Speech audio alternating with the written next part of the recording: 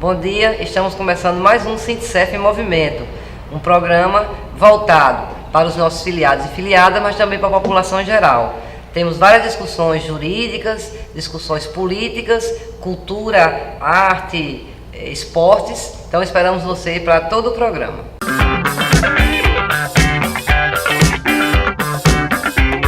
Estamos aqui mais uma vez com o doutor Vinícius Barbalho, da nossa assessoria jurídica trabalhista. Bom dia, doutor. Bom dia. Nós vamos falar de um negócio um pouco complicado hoje, né? Complicado assim, porque não é uma ação, não é uma explicação, é uma coisa que está acontecendo e que nós precisamos estar atentos, né, enquanto servidores públicos e os ouvintes em geral, que é sobre uma alteração que houve no direito administrativo, vamos dizer assim, né? Exato. Queria que você explicasse um pouco o que está acontecendo. Bom dia, Gigi, bom dia a todos. Na verdade, houve uma alteração recente na lei de introdução às normas do direito brasileiro que tem repercussão diretamente na área de direito administrativo. E por que digo isso? Porque a lei estabeleceu que o gestor público, quer dizer, o aplicador da lei no âmbito administrativo, ele tem que trabalhar ao máximo, está disposto na lei, tem que trabalhar ao máximo para garantir uma segurança jurídica, né? Então, cuidado com a edição de súmulas administrativas, enunciados, no intuito de assegurar ao máximo a aplicação da lei. Então, a lei toca num ponto que é nevrálgico no âmbito administrativo, porque o administrador faz exatamente o contrário. Ele trabalha com a insegurança jurídica, né? Isso é muito comum, você ter um entendimento consolidado administrativamente, vir depois uma decisão e mudar completamente aquela orientação que existia para um determinado assunto anteriormente. É verdade. Então a lei vem com essa preocupação. Eu não sei exatamente qual vai ser a aplicação prática disso, mas agora a gente tem um dispositivo de lei que trata, embora já tenhamos assim outras leis que tratem do assunto, como a 9784, que é a lei do processo administrativo, que fala da segurança jurídica. Embora o valor segurança jurídica seja uma coisa íncita ao ordenamento administrativo, mas isso não vem sendo aplicado de forma corriqueira no âmbito administrativo. Então essa preocupação, mais uma vez, do legislador para que essa segurança, esse valor segurança, seja realmente tratado com respeito pelo gestor, pelo administrador. E a lei também vem trazendo a possibilidade e aqui a gente está falando em linhas gerais, porque não dá para comentar, nosso espaço é muito curto, mas a lei está falando também na possibilidade de se realizarem negócios processuais, o que pode representar uma coisa interessante para o servidor. Servidor, por exemplo, que... eu pedi para você dar um exemplo. O servidor que tenha uma situação de aposentadoria, reverta a situação de aposentadoria e fique, digamos assim, com algum saldo devedor com a administração. Ele poderia tratar dessa matéria num procedimento administrativo e estabelecer ali um negócio no âmbito processual, né? A meu ver, é isso que a lei vem tratar, né, em seu dispositivo quando disciplina essa matéria, né? E por fim, e aí faço lembrança do último destaque, com relação à aplicação de valores indeterminados, assim, valores abstratos, que são muito abstratos, né? Dignidade da pessoa humana. Sim. Isso já é uma preocupação que veio no Código de Processo Civil de 2015 e que a LINDB, né, a alteração recente na LINDB, ela vem reforçar e trazer essa responsabilidade diretamente para o administrador. Então, que diga exatamente os efeitos práticos da aplicação daquela norma que tem uma abstração muito grande, né? Como, por exemplo, a dignidade da pessoa humana, né? Você tanto pode levar para o viés, digamos, econômico. Você discute, por exemplo, uma situação de desabitado, uma situação de pessoa que necessita de remédio, enfim, você pode levar para o viés do direito social envolvido, o direito individual à saúde e tudo mais, como você pode levar para um viés mais econômico. Você pode dizer que a reserva do possível, por exemplo, enfim. Então, a meu ver, a eficácia de um dispositivo desse vai muito depender da forma como se interpreta o valor. Se tem uma conotação mais restritiva ou ampliativa, no sentido da concretização daquele direito que, naquela ponderação, ele tem uma repercussão muito maior. A meu ver, o direito social, o direito à saúde, por exemplo, a dignidade da pessoa humana, tem um peso muito maior do que uma questão meramente econômica, uma questão meramente de caixa. Porque senão, se a gente for levar a efeito sempre essa situação de caixa, você não vai concretizar direito algum, né? Ok, você estava dando um exemplo de uma professora Ada. Sim, falei que dizia que primeiro ela tinha uma menção era uma menção mesmo, que dizia que primeiro se pensava no direito e depois ia buscar processualmente a forma de sua aplicação, né? Eu acho que tem que ser essa preocupação. Você tem a Constituição que assegura aqueles direitos que a própria Constituição elencou como mais importantes, e o Estado deve se verter para essa preocupação, né? No sentido da sua concretização. Eu acho que esse tem que ser o norte de qualquer jurista, de qualquer aplicador da lei, do gestor administrativo que aplica, no caso, no âmbito administrativo, as normas. Ele deve ter essa preocupação, o fim a que se destina o Estado, a administração, no sentido da satisfação daqueles valores que são mais importantes, valores sociais mais importantes e tudo mais. Ok, tá bom. Muito obrigado, doutor Vinícius. Até o próximo programa. Obrigado a você.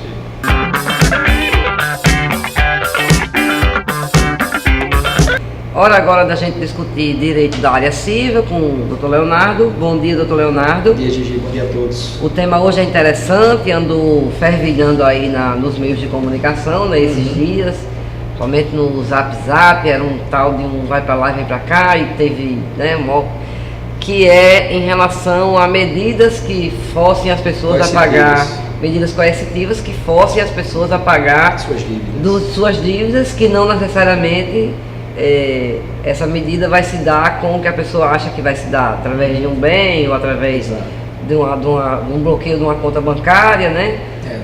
Diga aí o que está acontecendo. Gi, essa questão dessa situação que você está colocando aí, realmente houve uma mudança no Código de Processo Civil, né, que entrou em vigor em 2015, e aí o que é que acontece? Antigamente, como é que se dava o processo de execução? Ou seja, eu era credor de uma dívida, eu executava uma pessoa na justiça e eu ia buscar bens dela, né, para satisfação do meu crédito. Eu não encontrando nenhum bem no nome dela, simplesmente eu ganhava, mas não levava, vamos assim dizer, popularmente, como as pessoas entendem. Ganhou, mas não levou. Ganhou, mas não levou. Então isso era muito comum, né? Até hoje em dia também não é uma coisa extraordinária que não acontece, mas acontece.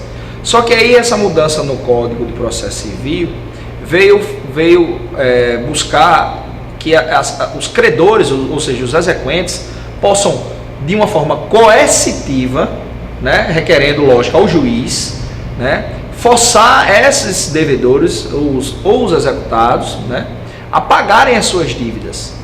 Porque muitas vezes as pessoas ocultam o patrimônio, tiram, né, já premeditadamente, tiram o patrimônio do nome, ou já, né, nem botam, já nem botam, já botam o nome de laranja, exatamente, para justamente não ter nenhuma penhora, não ter nenhum bloqueio de nenhum bem, ou dinheiro em conta, que pode ser feito hoje em dia, é uma forma de se penhorar, né, que é pelo sistema do Banco do Brasil, né, do Banco Central, né, que o juiz dá um comando e o Banco Central, onde tiver conta no CPF ou no CNPJ daquela pessoa física ou jurídica, o juiz determina o bloqueio daquele valor e o Banco Central vai lá e bloqueia, né?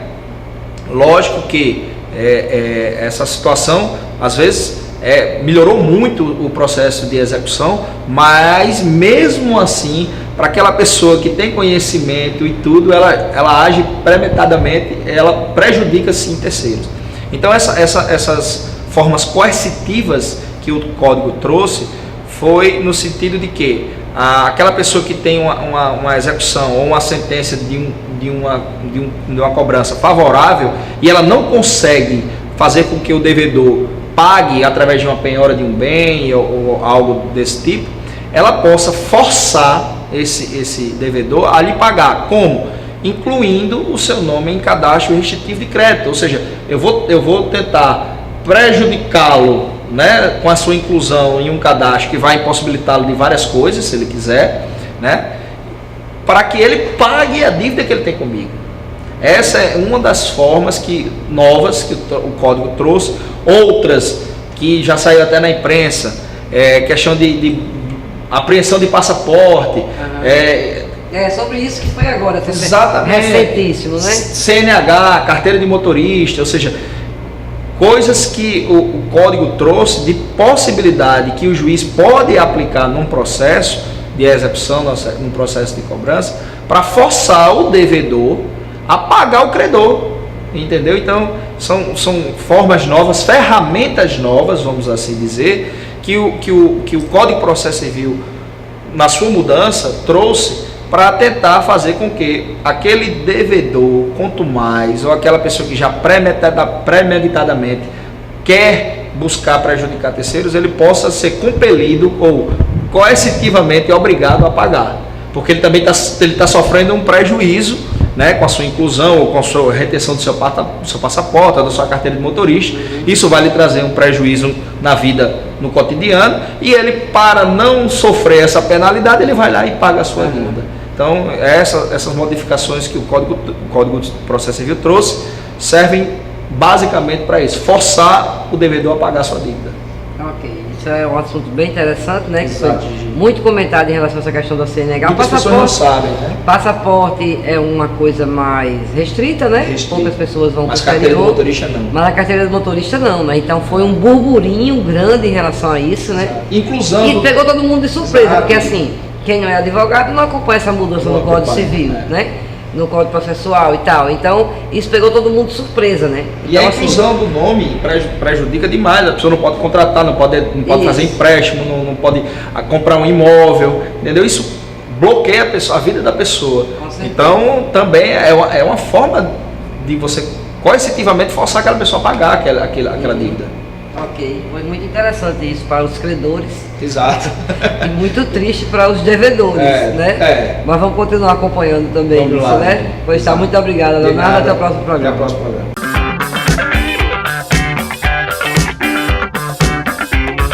Bom dia, estamos aqui com o Valério Fonseca, nosso assessor político. Valério, como assessor político, acho que nós temos que tratar de um ponto muito importante, de um tema muito importante, que é justamente partido político, né? Hoje, né, há uma criminalização dos partidos políticos, né? Deveria ser criminalizado a politicagem, né? Mas é criminalizado a política, os partidos políticos, né, por conseguinte. O que é que você tem a falar sobre esse tema, sobre essa questão dos partidos políticos? A importância deles. O partido político, ele é parte da democracia. Uma democracia forte, necessariamente, obrigatoriamente, ela tem que ter partido forte. Nenhum país do mundo onde a sociedade é desenvolvida, você tem partido fraco. Você pega a Alemanha, por exemplo, né? O Partido da Social Democracia Alemã, o Partido Social Cristão, são partidos fortes, são partidos enraizados na sociedade. Você pega os Estados Unidos, você vai ter o Partido Republicano, o Partido Democrata, são partidos fortes e bem estruturados na sociedade. Aonde é que você vai ter partidos fracos? Onde você vai ter partidos desvalorizados? Nos países do terceiro, do quarto, países pobres, países subdesenvolvidos, como a África, como a parte da América do Sul, parte da América Central. Você vai ter partidos que não existem, certo? Vai existir a figura dos populistas, vai existir a figura dos ditadores. O partido, ele é parte de uma sociedade. Ele representa o pensamento de parte de uma sociedade. Então, uma sociedade, ela não tem como ter 500 partidos. Porque não existe 500 partes na sociedade. A sociedade, ela quer bem-estar social. Hoje, o que é que o cidadão, o que é que a pessoa quer? Ele quer ter uma casa, ele quer ter um bom salário, ele quer ter um celular, ele quer ter acesso a eletrodoméstico, ele quer ter um carro, ele quer poder tirar férias, fazer uma viagem. Isso é bem-estar social. Isso existe nos países desenvolvidos, como Noruega, como Alemanha, como Portugal, como França, Islândia, né, Dinamarca, Bélgica, enfim, né? Esse bem-estar social, Suécia, Suíça, esse bem-estar social existe nessas sociedades. Então, os outros países e a população desses outros países tem isso como referência. Mas esses países só conseguiram estar nesse patamar porque tem partidos fortes. Partidos que pensam a sociedade e vivem para a sociedade. O partido político, ele desenvolve o projeto político para a sociedade. Então, uma sociedade, ela vai ter um setor, um grupo de pessoas que pensa pela ultradireita. No Brasil, você tem isso, que são aqueles setores que pedem a intervenção militar, que são esses que pedem a criminalização dos partidos. Aí você vai ter um setor de centro, um setor liberal de direita, mas um setor de centro, que defende a democracia, que defende que as saídas têm que ser por dentro do sistema e não por aventuras militares. Você vai ter um setor de esquerda, que também defende a democracia, que defende regras democráticas bem estabelecidas, que defende o fortalecimento do Estado, que defende um alto investimento social, que defende a educação. E você vai ter um outro setor chamado de ultra-esquerda, que são aqueles setores que trazem aquelas ideologias do século passado, né, que defendem a derrubada do governo, a implantação de uma sociedade por meio de uma economia planificada. Então, dentro de uma sociedade, né, você tem mais ou menos essas variações de ideologia, de pensamento. Portanto, você deveria ter aí, né, 4, 5, no máximo 8 partidos políticos, né, para você poder ter uma democracia fortalecida. Aí por que você não tem hoje 8 partidos políticos? Por que você tem hoje 37 partidos políticos? E mais 30 e tantos aguardando ser... E mais 30 e tantos aguardando para serem legalizados. Porque o que está por trás não é os interesses da sociedade, de parte da sociedade.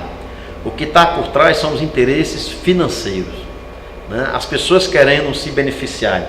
Só para você ter uma ideia, existem grupos no país organizados que são profissionais em criar partido político. Então ele diz assim: eu crio um partido político para você, você me paga R$1 milhão e eu crio um partido político para você. E aquele que compra a criação do partido político, ele está interessado em quê? Em negociatas. Ele está interessado no fundo partidário. Só para se ter uma ideia, o fundo partidário, para aqueles que não sabem, o fundo partidário de um partido que não tem parlamentares, que não tem deputado, é R$9 milhões. Por isso essa ganância de se criar partidos políticos no país, porque virou uma grande bandidagem, uma grande negociata. Porque não é possível que 37 partidos, nenhum lhe satisfaça. Não existe isso. Não existe. Que 37 partidos que existem hoje, legais no Brasil, nenhum desses 37 consigam satisfazer a sua ideia política. É impossível isso. né? Quando você tem aí 4, 5 vertentes políticas e você tem 37 partidos e nenhum cabe o que você defende, isso demonstra absolutamente a falta de caráter, né? A falta de ética, o interesse pessoal, né? Portanto, da maioria desses partidos que são criados. Portanto, é fundamental que as pessoas compreendam que o partido é um conjunto de ideias, de propostas, né? Que tem na sociedade, que tem uma parte da sociedade que tem acordo com essas ideias, que tem acordo com esse programa. E esse partido, ele tem que ser fortalecido. As pessoas precisam se filiar a partidos, porque só a filiação é que faz com que aqueles partidos sejam fortes, que você tenha participação na vida política do país. Você não pode ser um ser que a vida passe por você e você não passe por ela. É preciso que ocorra uma simbiose. Você tem que passar pela política e a política passar por você. Porque a política ela não pode ser pensada e compreendida como um meio de você conseguir status, de você conseguir dinheiro, de você se dar bem. A política ela tem que ser pensada como uma coisa do dia a dia, aquela em que você está discutindo o preço do feijão, o preço do gás, a falta do gás, o aumento da gasolina. A política sadia, ela precisa ser construída no país, nunca criminalizada. Então nós precisamos fortalecer o partido político. Seja você de esquerda, você tem que fortalecer o partido político de esquerda. Seja você do partido da ultra esquerda, você tem que fortalecer o partido da outra esquerda. Se você é de direita, você fortalece o de direita, mas você tem que fortalecer o partido político. Você não pode permitir, nós não podemos permitir a proliferação de partido que existe hoje na sociedade, porque isso vai na contramão da democracia. E nós temos que ter em mente que a democracia tem que ser fortalecida cada vez mais. A democracia é o melhor sistema político no mundo. Não existe outro sistema que foi criado melhor do que a democracia, certo? A democracia ela nenhuma dúvida. A democracia permite que você possa expandi-la, que você possa ampliá-la. Por exemplo, a Constituição Federal de 88 se trabalhou muito ações populares, certo? Que iniciativas populares, plebiscitos, certo? Que isso nunca, ou praticamente nunca se colocou em prática. É preciso que a democracia se amplie no Brasil de forma tal... Seja explorada todos os seus aspectos, né? Que possamos ter uma participação maior do povo nas decisões políticas. As coisas não podem ser tomadas de cima para baixo, mas ela tem que ser tomada de baixo para cima. O povo tem que ser ouvido. Vai fazer uma reforma da Previdência? Então vamos fazer um plebiscito, ou vamos fazer um referendo. Vai fazer uma reforma trabalhista? Vamos fazer um plebiscito, vamos fazer um referendo. Vamos saber a opinião certo? da população. Vamos saber a opinião da população. Então, o partido político, ele fortalecido, ele fortalece a democracia e fortalece os seus direitos. O que é que eu estava querendo falar, né? Essa, como a gente começou falando, né? Dessa questão que está se fazendo, demonizando, né? Os partidos políticos, né? O que tem que ser combatido é a corrupção, o que tem que ser combatido são os maus políticos, o que tem que ser combatido é essa criação de partidos que a gente chama de legendas de aluguel, que criam partidos só para negociar os votos, né, em troca de algum benefício político. Isso tem que ser combatido, e não os partidos políticos, principalmente os partidos políticos mais constituídos, os partidos políticos mais sérios. Tem que se extrair de dentro dele os maus políticos. Tem uma coisa que... Me permite, só para dar um parênteses aqui nessa discussão. Por exemplo, existe uma coisa chamada fundo partidário. Isso não deveria existir. Os partidos têm que ter um autofinanciamento. A igreja não tem um financiamento a partir dos dízimos? né? O partido ele tem que ser financiado pelos seus militantes. Como os partidos de esquerda são. Como os partidos de esquerda são. Sobrevivem dos seus militantes, da contribuição dos seus militantes. Então o fundo partidário já é um motivo de corrupção. Claro. Né? E principalmente quando você pega um partido, desses maiores partidos, né? Que nós lemos agora aí na grande mídia aí, o partido recebe mais de 200 milhões de fundo partidário. Esse dinheiro vai para onde? Esse dinheiro vai para quem? Certo? Então é preciso que se acabe com o fundo partidário, que as pessoas possam, os seus militantes, financiar seu partido. O partido que não pode ser financiado pelos seus militantes, ele não deve existir. É a primeira coisa. Um partido que não consegue alugar uma sede, não consegue ter um profissional, não consegue ter uma imprensa, um jornal, porque não tem militantes para financiá-lo, então ele tem que deixar de existir. Porque ele não representa um pensamento da sociedade. Se ele representar um pensamento da sociedade, ele vai ter um conjunto de militantes que vai financiar. Por exemplo, a Igreja Batista, ela existe por quê? Porque ela existe um grupo de militantes evangélicos da Igreja Batista que financia aquela igreja. A Assembleia de Deus, existe um grupo de militantes da Assembleia de Deus que financia. A Igreja Católica, a mesma coisa, é um partido político. Ele tem que ter os militantes financiando aquele partido. Se as pessoas forem conquistadas pelas ideias, elas fazem isso voluntariamente, como fazem na igreja, como fazem nos partidos de esquerda.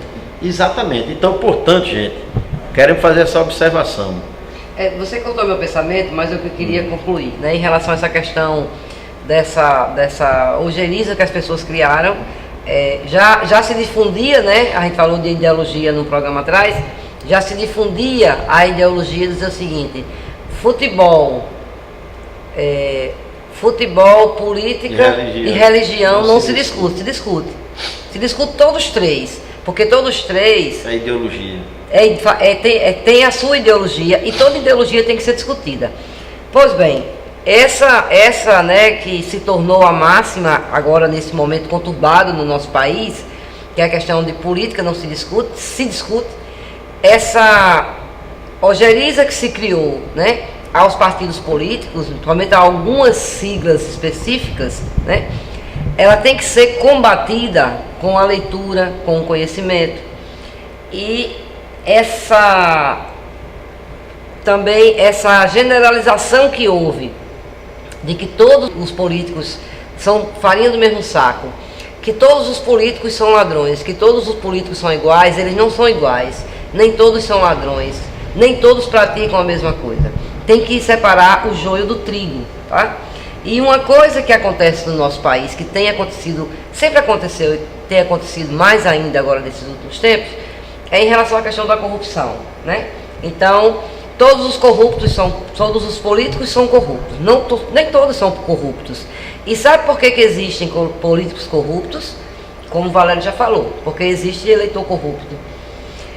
E sabe por que existe também eleitor corrupto, político corrupto? Porque existe esses interesses por trás. Então, o que é que eu digo para você saber se você está vendendo ou não o seu voto? Para saber se você é corrupto ou não. Se a força que moveu o seu voto for uma força pessoal, você está vendendo o seu voto. Você só não está vendendo o seu voto se você votar em qualquer candidato movido por uma força coletiva, pelo pensamento de uma forma de benefício coletivo. Aí você não vai... E coletivo não significa o seu seio familiar, coletivo não significa aquela entidade que você dirige. Coletivo, quando eu falo coletivo mesmo, para o povo. Se você está votando num político que defende um projeto para o povo, você não está sendo corrupto. Se você está votando por qualquer interesse particular, você é que está sendo o corrupto da história. Acredite nisso. Partido forte, democracia forte, mais direitos para a classe trabalhadora. Ok, obrigada, Valério. Até o próximo programa. E chegamos ao fim de mais um programa Sintecef em Movimento. Esperamos você no próximo sábado.